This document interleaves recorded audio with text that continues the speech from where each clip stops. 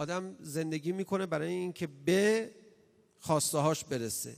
در متن رسیدن به خواسته هات یک اتفاقی تو زندگی میفته، آدم باید بهش حواسش جمع باشه، اینو اتفاق رو مدیریت کنه. اونم این که محدودیت ها رو میپذیره. توی بازی فوتبال شما تمام تلاشتو میکنی گل بزنی، محدودیت ها رو هم میپذیری. خط زمین محدودیته، توپ رفت بیرون دیگه کسی چونه نمیزنه، آقا برو کنار بزنم اینجا جاش خیلی خوب بود، حساب نکن اوتو. آقا اوت شد دیگه، بپذیر دیگه، ول نمیکنه توپو. یا مثلا آفساید رو میپذیرن. حالا دیگه آفساید یه محدودیتی است که متحرک هم هست، یعنی هر لحظه هر جایی از زمین ممکنه اتفاق بیفته، ولی بازیکن‌ها محدودیت ها رو پذیرفتن. میزنه از بغل دروازه میره، میگه دروازه باید یک کمی اینورتر میبود.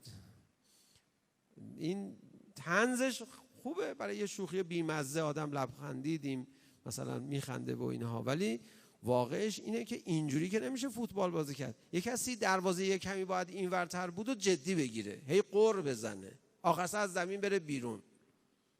من بازی بلد بودم، من خوب پاس دادم، من خوب شوت کردم، این دروازه لامصب هر چی میزنم یکم اینورترش میخوره. دروازه رو خب بیارید اینجا، 100 مرتبه گفتم آقا ما رفتیم خونه مامانمون. خب این بچه لوس نونر فرزند مادر رو کی تربیت کرد؟ کی فرستاده تو زمین که محدودیت های زمین رو نمیپذیره؟ بدون اینکه محدودیت ها رو بپذیره میخواد بازی کنه. این مستطیل سبز فوتبال یه نمایی است از زندگی ما. تو زندگی ما هم یه محدودیت هایی هست. کدوم جوانهای آماده ای برای زندگی نیستن؟ یک، جوانایی که انگیزه قوی برای زندگی ندارن. دو، جوانهایی که محدودیت های زندگی رو حاضر نیستن بپذیرن. آقا این محدودیت هاست، حواست باشه. بعضی از جوانها واقعا نمیدونم تو کدوم مدرسه تربیت میشن یا تو کدوم خانواده، هیچ محدودیت رو حاضر نیست بپذیره. از اعصابش خورد میشه، با محدودیت ها مواجه میشه.